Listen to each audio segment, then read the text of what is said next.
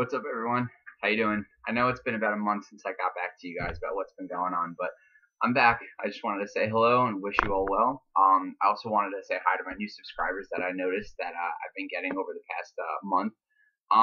Here in my hand, as you see, this is my graduation cap, which I proudly wore yesterday at my graduation ceremony from PA school.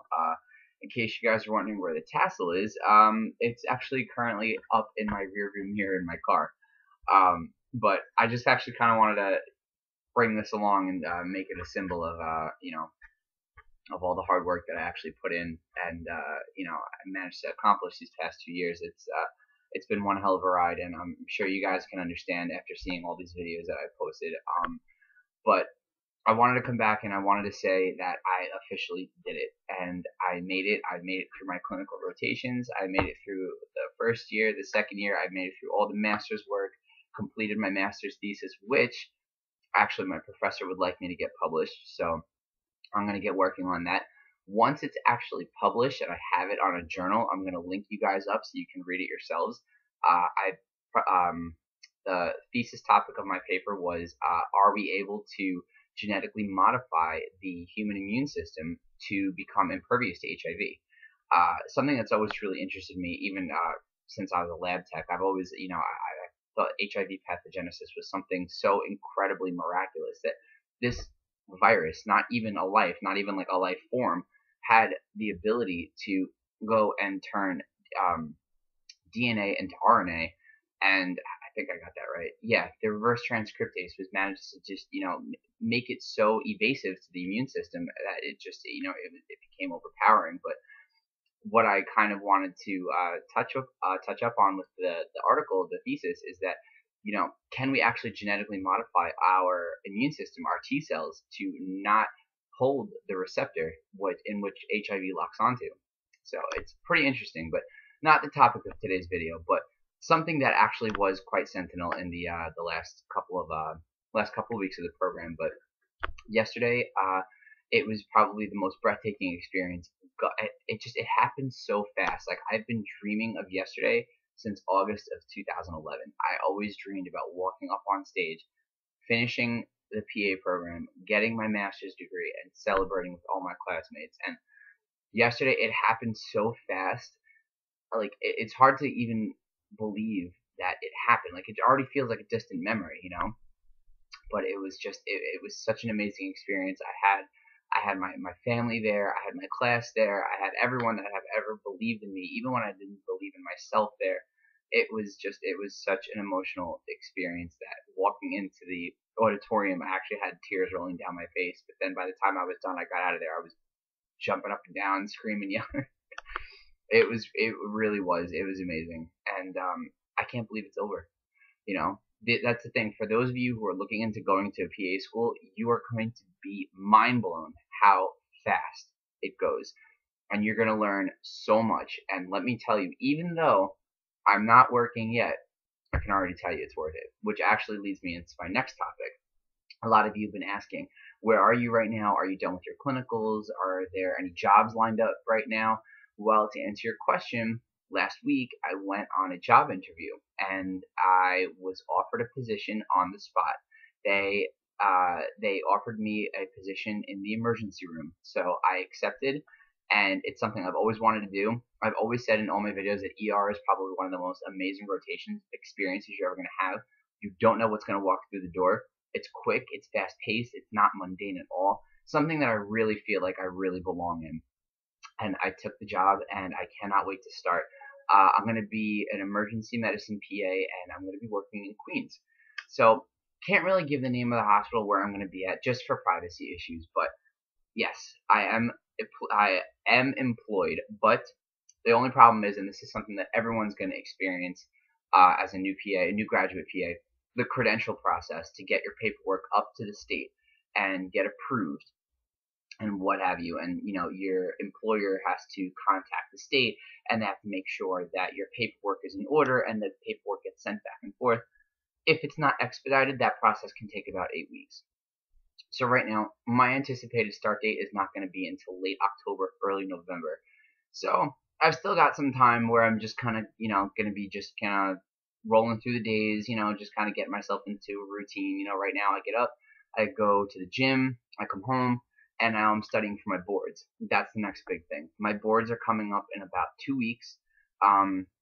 I feel like I'm prepared, but at the same time, I feel like I still have a lot more material to go over. You'd be surprised because when you look at this material, it's amazing how much you actually retain and you remember. But something I really have to, be focused on right now in the days that I do have off, the NCCPA board exam is coming up. And once I'm done with that, I can officially wash my hands and my PA training will be a distant memory. But that's as far as school goes. As a PA, I'm always going to be in training. And that's what I'm actually looking forward the most to. Because medicine is an art. You cannot say, well, I know everything about medicine. Nobody knows everything about medicine. Even doctors who have been in the practice for 75 years don't know everything about medicine because it's ever changing. And right now, that's what's going on with me. I'm just starting. So there is still so much to learn. I just have the basic foundation, and that's it. But it is a true accomplishment, especially to myself for having made it so far and actually proudly being able to say that I have a Master of Science in Physician Assistant Studies. So it really is incredible. Thank you guys so much for tuning in. It's really been a pleasure hearing what you guys have had to say. Like I said, I know I'm shaky when it comes to updating videos, but I don't forget. Yes, they're not once a week like, some people with channels usually do.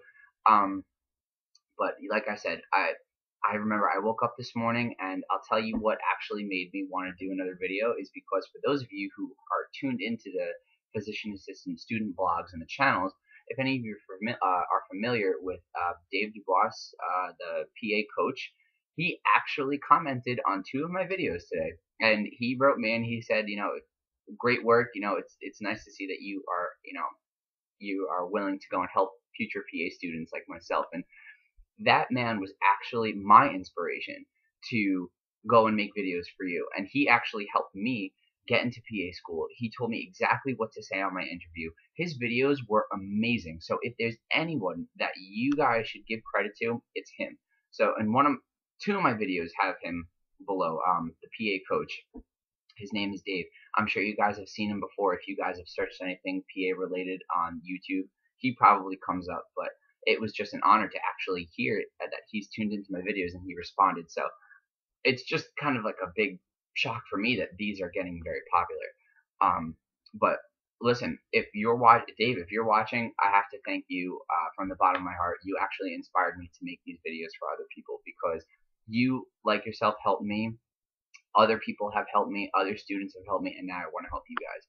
And now just because I'm done with PA school doesn't mean I'm going to stop making videos. Now it's going to be a little bit different. Now it's going to be what my experiences are like on the job and what I'm learning in the field. But the school part was, as you know, it was hard. It was the hardest thing I've ever done. But it went by so quick, and I couldn't have asked for a better group of people to have gone on this expedition with. It was truly amazing. And the faculty that helped me was, they were superb with their knowledge and really coming together and helping us transform, like watching us go through a metamorphosis to just student to practitioner, and over 2 years. It really is incredible. It's incredible. So sorry, I'm like fumbling over my words. I'm still in a little state of shock. But anyway, my question to future PAs that are not future PAs, my question to PAs that are already practicing out there. I'm studying for my boards right now as we speak. Now, I would like some advice from you guys. I know I'm the one that's giving the advice, but now we're going to turn the tables. Now I'm the one that's going to ask for advice. Those of you who have taken your NCCPA board exam, this is going to be my first one. It's my certification exam. Where do I go about studying? Like, I understand cardiovascular system is the major topic on the boards, followed by pulm, followed by GI, followed by musculoskeletal, so on and so forth. So I'm breaking up my studies into cardiovascular during the day, and then I go into pulm, and then I go into GI, then musculoskeletal. So I kind of go in sequential order from popularity on the boards to least popular. Also, my weak points. GI is actually a strong suit for me, as well as in hematology and infectious disease. I'm pretty confident in cardiovascular. Pulm, Yes, yes and no. My weak points, I'd probably have to say, would probably be the endocrine system, especially with diabetes. For some reason, I just the insulin injections and the when to give them, when to administer them. That's kind of like a weak point for me. So I really got to kind of get on my toes with that. But for those of you that are already PAs, I'd love to know how you guys studied for the boards and what you think the best methods were, what books I should be using, what you saw was most prevalent on your recent board exams, if you've taken them recently. Please leave me comments. I would love to hear them. I will definitely be reading them, especially in these crucial 2 weeks that I have to really get my brain in gear to go, because it's a 5-hour exam, and that's that's a long time, especially for taking a test. I got 45 minutes of a break in between, so I really got to turn it out, because 3 days after I take my boards, I'm going on a vacation. Thank God. I can't wait. My phone's ringing. Hold on one second. Gonna have to get that in a second. But anyway, so like I said, any advice you have would be sincerely appreciated. But for those of you who are just tuning in, especially who are newly subscribed to my channel, I just want to let you know that I'm always available for help. I just answered a whole bunch of questions that you guys had on in my comment section. I do get them all the time on my phone. I get about 15 new subscribers every day, which is crazy. Crazy. I can't believe how many people are actually watching this stuff, and it really is motivational for me to continue on. So please leave me comments, ask me questions. I'm going to read them. I know if I'm not going to respond by the next week, please be patient. I promise you I will get to them eventually. Actually, somebody else did comment and left a very good point. They asked me, do I have any sort of social media where you can follow me on? And to be honest, the answer is no, unfortunately. I actually don't have a Twitter. I still have a BlackBerry, so everyone at the graduation yesterday got their iPhones up in the air, taking like pristine 4, 12, 15, 16 gig pictures, megapixel pictures rather, and I'm stuck with 6. So it's like, I need to get myself into the age of technology here, but you also have to understand that PA school actually kind of wipes you bone dry, so I'm kind of broke. But next month my contract is up and I will be getting an iPhone, in which case I will be setting up an Instagram, so you guys can follow me there. I'll make sure to link you guys, and you guys can follow me where I go. As far as the Twitter goes, I just never really had the drive to go get one. I mean, I do have a Facebook, but I kind of do want to keep it just kind of private to family and friends. I don't really want to open it up to to everyone that I'm not too familiar with.